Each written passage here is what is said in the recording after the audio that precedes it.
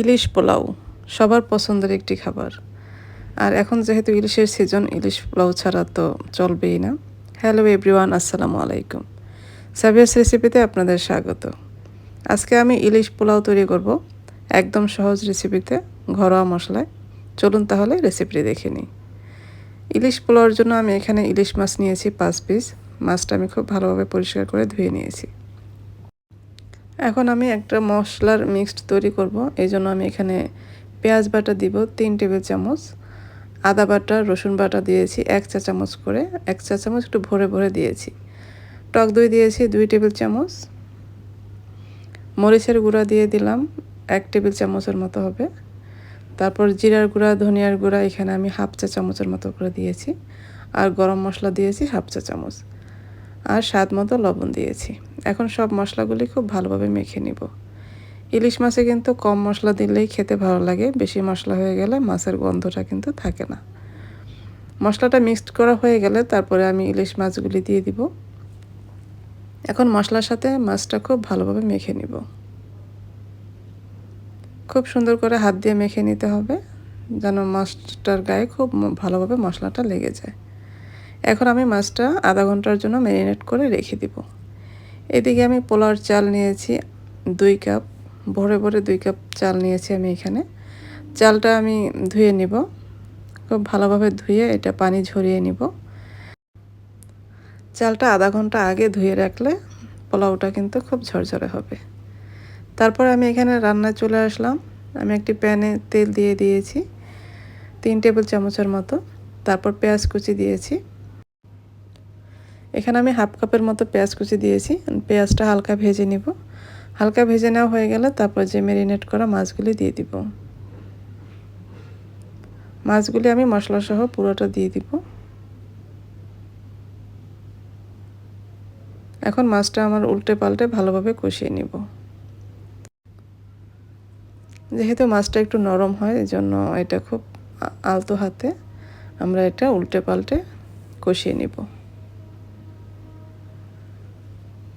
মাছটা আমাদের কষিয়ে নেওয়া হয়ে গেলে তারপর এখানে আমি পানি দিয়ে দিব। এখানে পরিমাণ মতো পানি দিয়েছি। পানিটা যেন মাছটা যেন খুব ভালোভাবে সেদ্ধ হয়ে যায় সেই পরিমাণ পানি দিয়েছি। এখন আমি ঢেকে 5 মিনিট রান্না করব। 5 মিনিট পরে আমি কিছু কাঁচামরিচ দিয়ে দিলাম, আর মাছগুলি একটু উল্টে দিব। এখন আবার ঢেকে দিব, আবার ঢেকে 2 থেকে 3 মিনিট রান্না করব। এখন আবার একটু নেড়ে দিব, আবার মাছটা একটু উল্টে দিব। মাছটা কিন্তু আমাদের রান্না প্রায় শেষ। এখন আমরা ঝোলটা একটু টানিয়ে নিব। এই তো আমার মাছটা রান্না হয়ে গেছে। আমি এখন মাছটা ঝোল থেকে মাছগুলি তুলে রাখবো।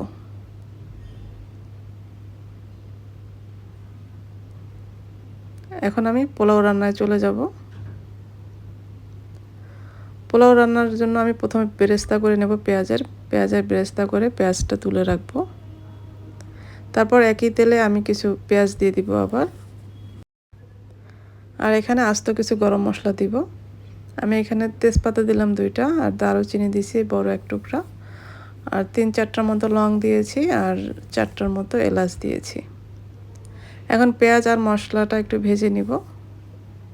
হালকা ভেজে নিয়ে তারপর আমি পোলাওর চালটা দিয়ে দিলাম। এখন চালটা আমাদের একটু ভেজে নিতে হবে তেলের সাথে।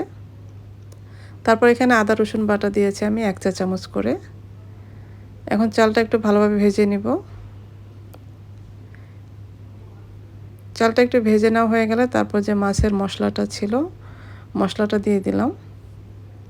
মশলাটা দিয়ে আবারও চালটা একটু ভেজে নিতে হবে। এখানে আমি স্বাদ মতো লবণ দিয়েছি। মাছে কিন্তু আমরা আলাদা করে লবণ দিয়েছি। এখন আমি পোলাওর জন্য লবণটা দিয়ে দিলাম। ভেজে নেওয়া হয়ে গেলে তারপর আমি এখানে পানি দিয়ে দিয়েছি। 2 কাপ চালের জন্য আমি এখানে 4 কাপ পানি দিয়েছি। এখন আমি এটা ঢেকে 5 মিনিট রান্না করব। 5 মিনিট পরে একটু নেড়ে দিতে হবে, আর এখানে কিছু কাঁচামরিচ দিয়ে দিলাম।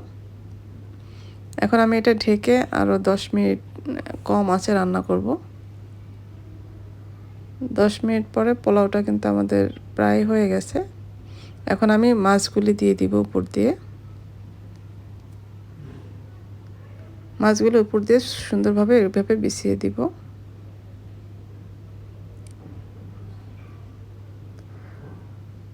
মাছগুলি দিয়ে দেওয়া হয়ে গেলে উপরে আমি কিছু বেরেস্তা দিব।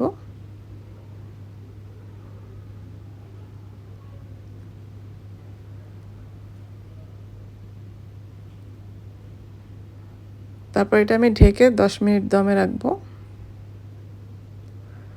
10 মিনিট পরে আমরা এটা নেড়ে দিব, কিন্তু মাছ সহ নেড়ে দেওয়া যাবে না। মাছগুলি তুলে আবার ভাতটা নেড়ে দিব, তারপরে আবার উপরে মাছগুলি দিয়ে দিব। মাছ সহ নেড়ে দিলে কিন্তু মাছগুলি একদমই ভেঙে যাবে। পোলাওটা আমরা একটু নেড়ে দিব, তারপরে আবার উপর দিয়ে আমরা মাছগুলি দিয়ে দিব।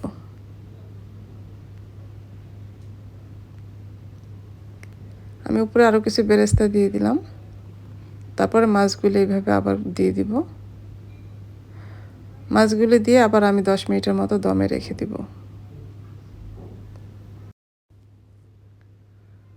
এটা আমি এখন ঢেকে দমে রাখবো।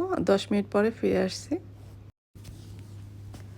এই তো আমাদের তৈরি হয়ে গেল খুবই মজার ইলিশ পোলাও। দেখতে যেরকম সুন্দর হয়েছে, খেতেও কিন্তু অসম্ভব মজার। আশা করছি আজকের রেসিপি আপনাদের ভালো লেগেছে, আর ভালো লাগলে লাইক, কমেন্ট এবং শেয়ার করে দিবেন। যারা আমার রেসিপিগুলি ফেসবুক থেকে দেখেন, পেজটি ফলো করার অনুরোধ রইল। আর যারা ইউটিউব থেকে দেখেন, চ্যানেলটি সাবস্ক্রাইব করার অনুরোধ রইল। সবাই ভালো থাকবেন। পরবর্তী রেসিপি দেখার আমন্ত্রণ রইল। আজকে এই পর্যন্তই। আল্লাহ হাফেজ।